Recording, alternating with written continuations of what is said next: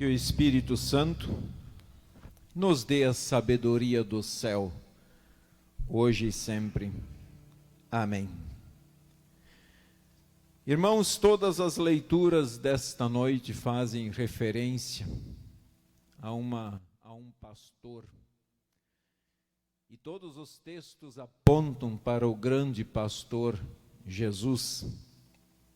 E ao mesmo tempo, até mesmo o Evangelho, quando nós olhamos o contexto em que Jesus chama seus discípulos, dá ordens a esses discípulos e os manda para vários lugares, de dois em dois, com a intenção de pregar o Evangelho.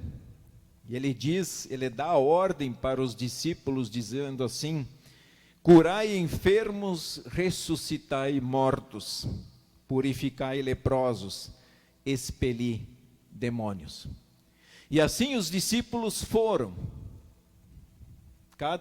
de dois em dois, em uma direção diferente, com a intenção de pegar todas as 12 tribos de Israel, levar o Evangelho para esse povo. E essa ordem de Jesus já nos faz pensar naquilo que para nós muitas vezes pode ser loucura. Ele diz: ressuscitai mortos. Se achamos ou se pensamos que isso é algo impossível, lembremos sempre que essa é o ponto-chave da fé cristã. Crer na ressurreição de Cristo, e porque Cristo ressuscitou, nós ressuscitamos. E vemos que na ordem que Jesus dá para os 12, esta ordem estava incluída. Os discípulos tinham poder para ressuscitar mortos. E olha, quando nós lemos o retorno dos discípulos, quando eles foram se reencontrar com Jesus depois, a gente percebe que eles estavam numa ansiedade muito grande para contar para Jesus, falar tudo o que eles fizeram.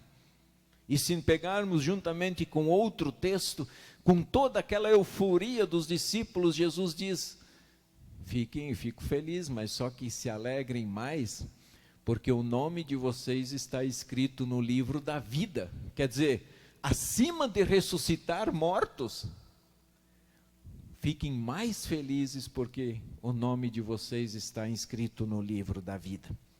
Então os discípulos, com essa ansiedade, talvez diziam: Jesus, nós curamos os doentes, nós ressuscitamos os mortos, nós expelimos os demônios, até os demônios nos obedeciam por causa do seu nome. Os discípulos ficaram alguns dias afastados de Jesus, e ao retornarem para contar a ele, para ele, para contar tudo o que tinha acontecido. Isso me fez lembrar que um dia nós vamos retornar na presença de Jesus. Nós vamos estar na presença de Jesus, para também contar a ele o que nós temos feito aqui neste mundo. Sentar com ele e dizer a ele, mesmo que ele sabe de todas as coisas, mas ele vai querer ouvir de você o seu relato. E eu pergunto, o que temos, ou o que nós diríamos a Jesus em nosso relato? Qual seria o nosso relatório para Jesus? Como foi o nosso trabalho na missão que Ele nos designou?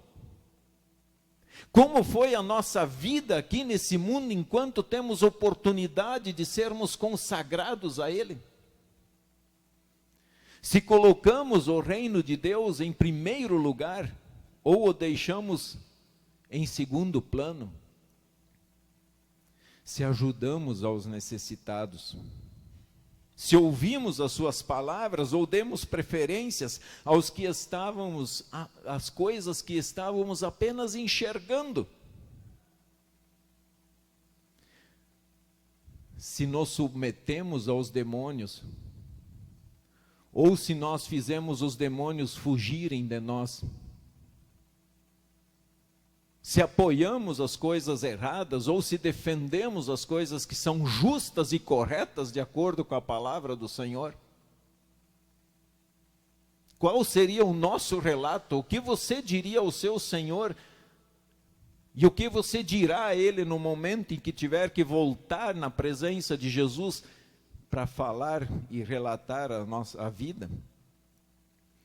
Se fomos fiéis administradores da fé que Ele nos deu, se cuidamos da nossa família, se cuidamos dos bens para que de fato os nossos bens sirvam para a honra e glória do Senhor, se ofertamos com generosidade, com alegria, e em primeiro lugar ao nosso Deus, temos muitas coisas para contar e para falar para Jesus. No meio de toda aquela ansiedade de contar a Jesus o que tinha acontecido, pessoas que estavam ali para ouvir Jesus, pessoas querendo ser curadas, eles não tinham tempo. E Jesus, então, ele teve que olhar para os discípulos com a ansiedade de lhe contar as coisas, e ao mesmo tempo olhar para aquela multidão que já aguardava do outro lado. Já tinha uma multidão esperando. E Jesus olha para os seus discípulos e diz: venham, porque não tinham tempo, diz o texto, nem para comer. E Jesus diz: vinde repousar um pouco à parte, num lugar deserto. Jesus vê a necessidade dos discípulos descansar. Talvez nós estamos precisando pensar um pouco nisso também. Se nós estamos tirando um tempo para cuidar do nosso corpo, da nossa saúde, se estamos dando um tempo para que a nossa mente descanse um pouco. Eu sei que é muito fácil cobrar os outros, que tem que ser feito, que deveria ser feito, que poderia e não sei mais o que fazer. Mas será que às vezes não é hora também de sair para um lugar deserto? Isso não é pecado quando nós tiramos um tempo para descansar. O problema é querer viver descansando às custas dos outros. Esse é o problema. Mas todos nós temos necessidade, nosso corpo ele cansa, nossa mente cansa. O que será que estas palavras querem dizer a nós hoje? Jesus convida para sair e descansar, repousar um pouco, dar um tempo. Quando meditamos no terceiro mandamento, nós descobrimos que Deus nos convida, dizendo: santificai o dia do descanso. Deus está pedindo: pare um pouco de pensar só no teu bolso. Pare um pouco de achar que você é Deus e que você é obrigado a resolver o problema do mundo e não, por isso você não vai descansar. Pare um pouco. Olhe a sua agenda. Quantas coisas talvez nós estamos fazendo num momento em que nós deveríamos estar santificando o nome do Senhor. Esse momento aqui não deve ser um sacrifício no sentido de vir aqui e voltar para casa esgotado, ou dizer: eu não aprendi nada, ou não tive nada nesse culto. Mas aqui é um momento de fato de estar na presença de Deus em espírito e em verdade. Honrar o Senhor. Deixa os afazeres de lado. Sejamos Maria. No terceiro mandamento, Deus nos convida para que sejamos Maria, que sentemos aos pés de Jesus, porque as palavras de Deus são vida, nos trazem descanso, nos trazem a paz.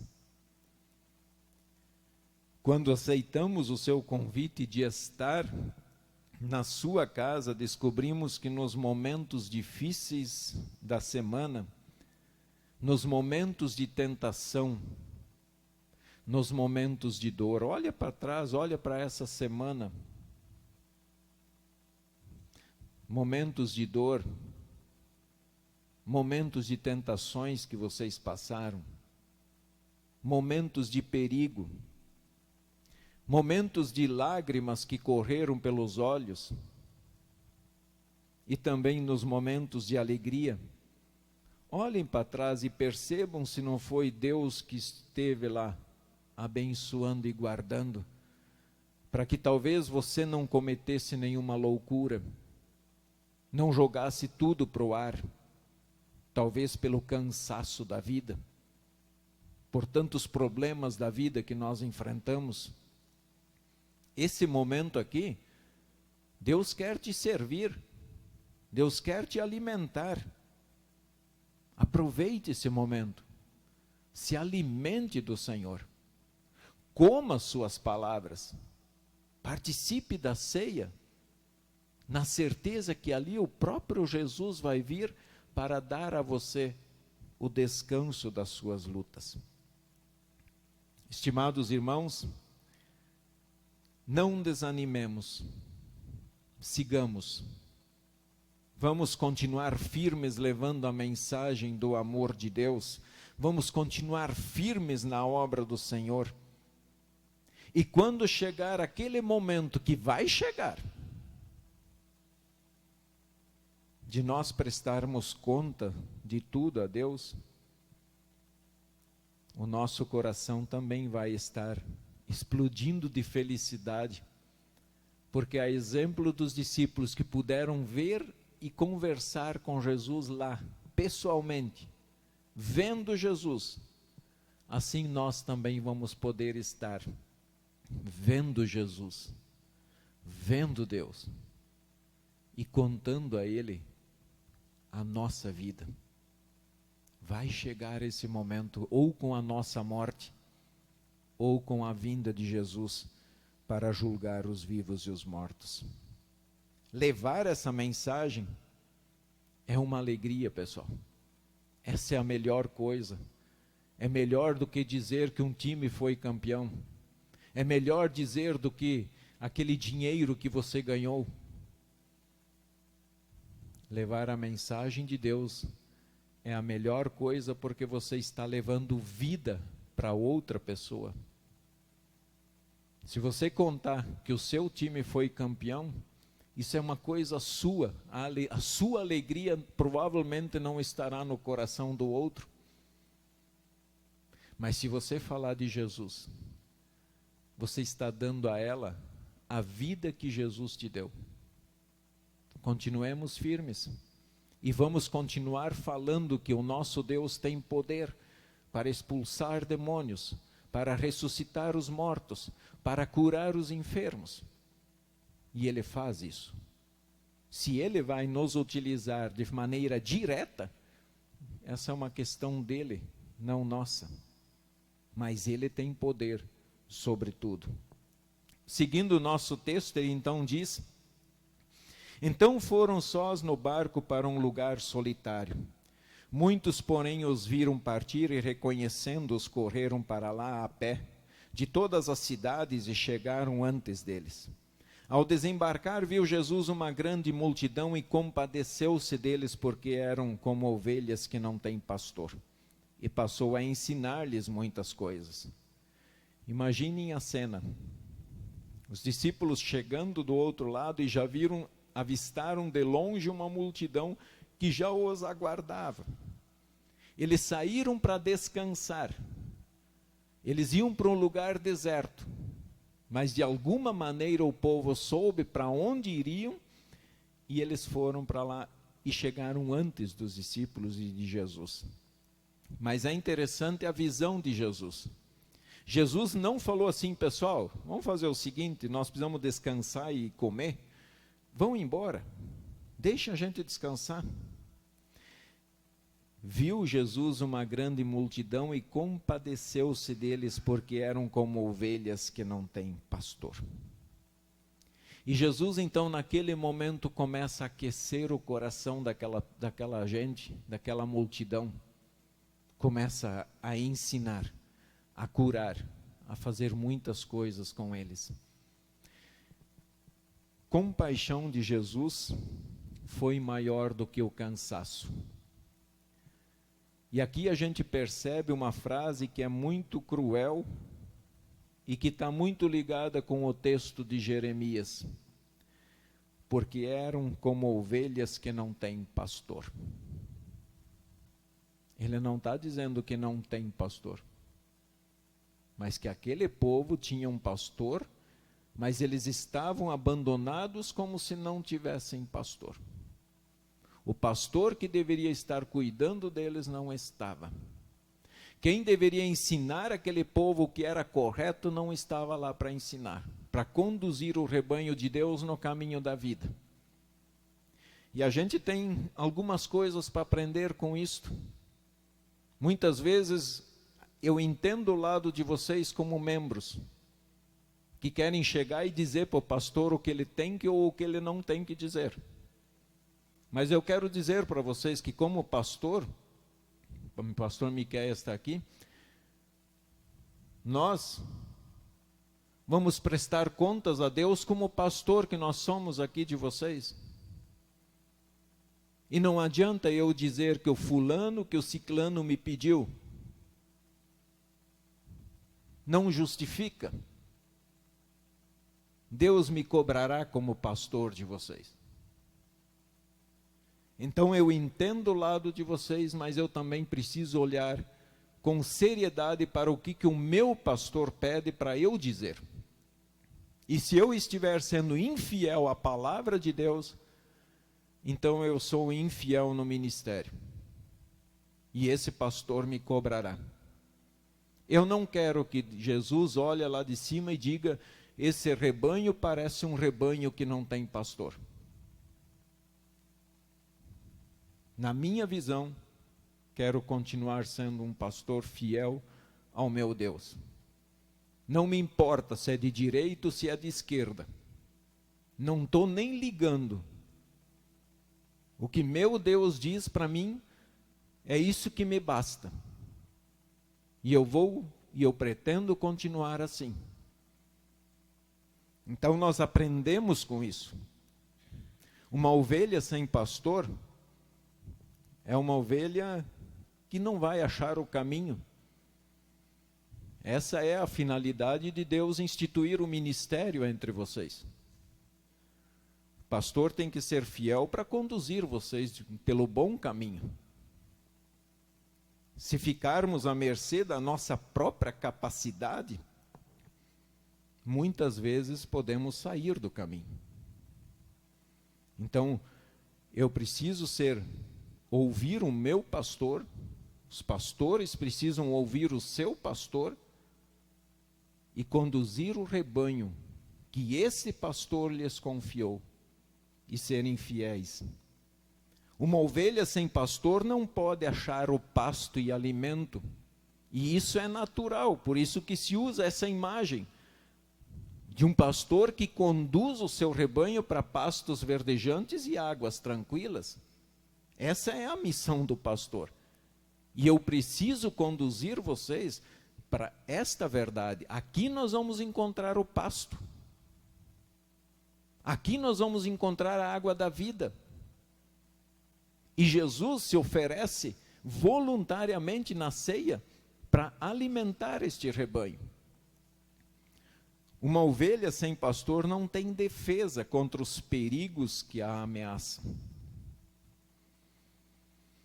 O nosso verdadeiro pastor, Jesus, o pastor dos pastores, o grande pastor, quando foi para terminar o seu ministério entre nós, ele teve que enfrentar Satanás, seus anjos.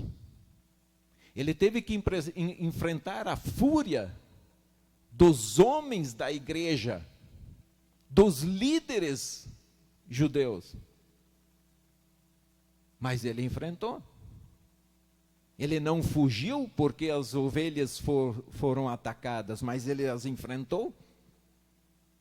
E é isso que o nosso pastor espera dos seus pastores aqui no mundo. Que não fujam, que continuem conduzindo o seu rebanho, que sejam fiéis. Então, quando nós ouvimos o nosso verdadeiro pastor e ele fala conosco pela palavra, quando ouvimos esse pastor, então nós podemos ter a certeza que nós estamos andando em boa companhia e no melhor de todos os caminhos. Olhando para esses 3 pontos, eu pergunto: quantas pessoas estão sendo condenadas ao inferno por culpa de seus líderes espirituais? Quantas pessoas, mesmo sentadas nos templos, estão sendo levadas ao inferno porque seus líderes estão sendo infiéis? E vocês sabem disso. Quantas vidas à nossa volta, nos hospitais, nas ruas, nas prisões, estão sendo ceifadas por Satanás? E por que isso? Lá em Jeremias, Deus diz que ele vai castigar aqueles pastores que espalham as suas ovelhas. Então, vocês têm noção do quanto seremos cobrados pelo nosso grande pastor. Mas vocês também serão. Se vocês se desviarem do caminho, vocês também serão cobrados. Porque vocês ouviram, tiveram a oportunidade de crer, de confessar os pecados. E se assim não o fizeram, Deus mesmo vai se encarregar de castigar. Por isso que a vingança nunca é nossa. A vingança pertence ao nosso Deus. E vamos deixar isso com Ele. Apenas seguimos a nossa missão de pregar o Evangelho, de conduzir o rebanho. E vocês, como cristãos, como filhos de Deus, lá no seu trabalho, na sua escola, no seu lazer, no seu passeio, em qualquer lugar, continuem anunciando, porque Deus também chamou vocês à fé, e todos os cristãos são responsáveis pela pregação do Evangelho. Todos. Não só o pastor ou diretoria da congregação, mas todos são responsáveis pela pregação do Evangelho. Na Santa Ceia ele vem de maneira bem especial para animar e cuidar do seu povo. Jesus é a prova viva do amor e da compaixão que Deus tem por nós, por mim e por vocês. Creiamos nele de fato e de verdade e seguimos a voz do nosso bom pastor, porque esta voz nos conduz para o céu. Amém.